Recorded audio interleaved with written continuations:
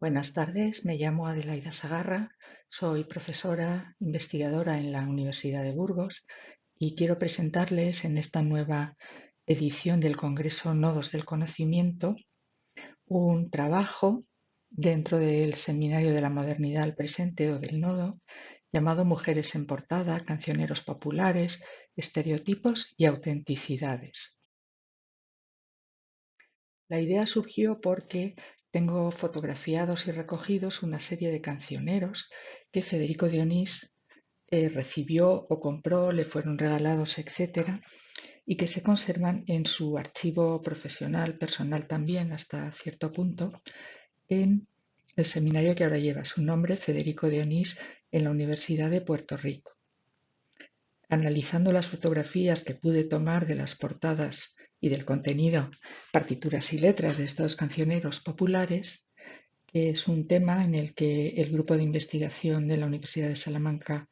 Imagine, al que pertenezco, lleva mucho tiempo investigando y trabajando en él, esa idea de la mujer como inspiradora y realizadora de cultura popular. Pues efectivamente me di cuenta de que en muchas de las portadas había dibujados, grabados, fotografiados rostros femeninos. Por eso pensé que era un tema interesante, de alguna forma, pararnos a analizar cómo están pensados estos dibujos, qué idea transmiten y hasta qué punto son o pertenecen a un imaginario, podemos decir, tradicional en el sentido pues acostumbrado y hasta qué punto se puede hablar de retratos o de una cierta autenticidad. En el fondo, lo que me estoy o les estoy planteando es cómo se representa a la mujer en unos cancioneros que probablemente se publicaron más o menos desde los años 1900-1910 hasta los años 40 alto como máximo. Entre mis objetivos estaba, por un lado, presentar la galería. Ya ven que en esta misma diapositiva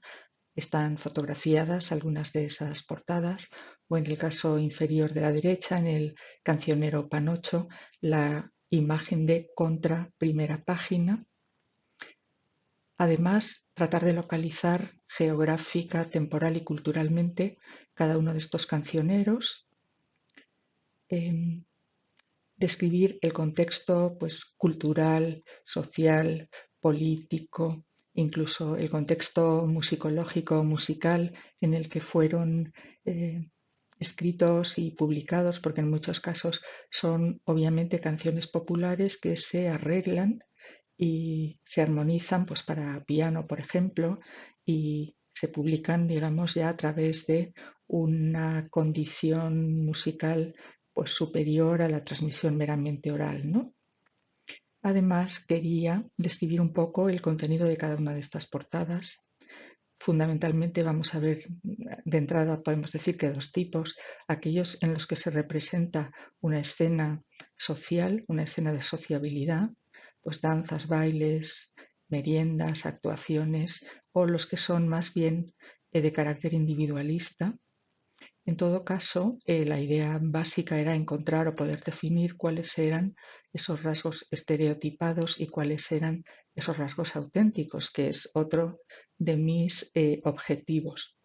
Y en este sentido he tratado de utilizar como elemento de juicio las propias ideas que tenía Federico Dionís acerca de esta cuestión, ¿no? Porque en el prólogo, en la introducción que escribe al libro póstumo de Kurt Schindler, lo que hace es explicar que él no considera que haya un folclore regional. El folclore es el folclore, en cada lugar tiene su sentido, y lo que sí entiende es que a través de todos los circuitos mundialistas intelectuales y con un interés cultural supranacional o cosmopolita por los que entonces circulaban este tipo de cuestiones, el afán por el conocimiento de la música popular. Evidentemente esos folclores o esas canciones populares que han nacido en un lugar concreto, en un ambiente concreto y que tienen una serie de vínculos concretos, comienzan a tener una trascendencia o un recorrido internacional. Y en este sentido consideraría auténtico todo aquello que muestra realmente Estas canciones populares y en concreto las imágenes de las mujeres que aparecen allí, desde su vestimenta hasta su rol en la representación, como auténticos en la medida en que, por supuesto, representan un lugar concreto en el que se canta algo concreto y considero quizá estereotipados algunos de los rostros, sobre todo de las mujeres,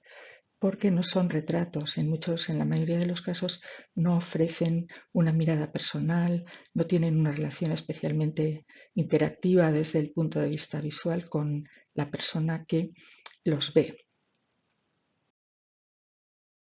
Respecto a la metodología, indudablemente he partido de localizar esas portadas. Además, he tratado de establecer una serie de rasgos definitorios de carácter pues, estilístico, los colores, el predominio, las superficies, el volumen e intención de representación, la organización de las imágenes o las líneas directrices, y también respecto a la temática, el título, la relación entre el texto y la imagen, el inventario de los elementos representados, los símbolos, la temática general y cuál es la primera impresión que uno recibe. He tomado estos datos del libro de Laurent Gerbero, Voir, comprendre, analyser les images. Es un libro en el que el autor llega a plantear una casilla de análisis mucho más amplia, pero quizá eran cuestiones demasiado técnicas y a mí fundamentalmente lo que me interesaba era la representación femenina y por lo tanto me he quedado sobre todo con estos dos rasgos, los estilísticos, los temáticos y luego por mi parte he añadido otros como han sido recoger todas las anotaciones que Onís hace algunas veces en estas portadas, que son de estilos muy diferentes, tratar de averiguar quiénes fueron los dibujantes y contextualizarles en un momento. Por supuesto, hay portadas españolas, portadas americanas, y esto también pues, ofrece una doble perspectiva, ¿no? Y por otra parte,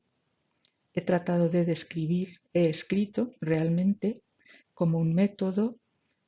por cada una de estas portadas el efecto visual que me han causado y esas primeras impresiones, ¿no? Las fuentes, pues evidentemente me he adelantado al decirlas, son los propios cancioneros. En algunos casos en los que he podido localizar las ediciones de estos mismos, he tratado de comprobar si en todas las ediciones existía el mismo dibujo, la misma o las mismas mujeres o los grupos musicales. También he tratado de desde las perspectivas de pensamiento e intenciones de los autores, no tanto los recopiladores ni los armonizadores de la música y el texto, sino de los dibujantes, las posibles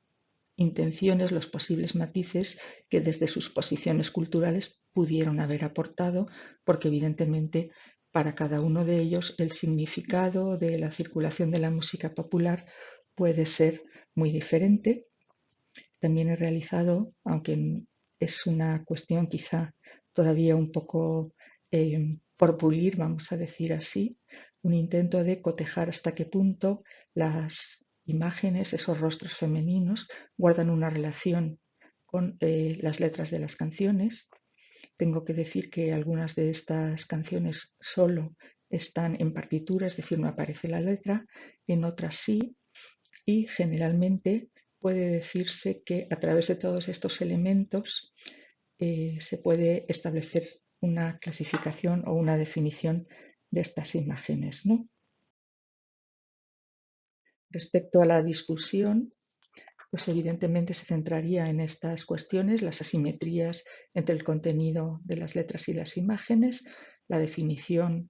o el discernimiento de elementos de estereotipo o auténticos, el análisis de las imágenes como individuales o relacionales,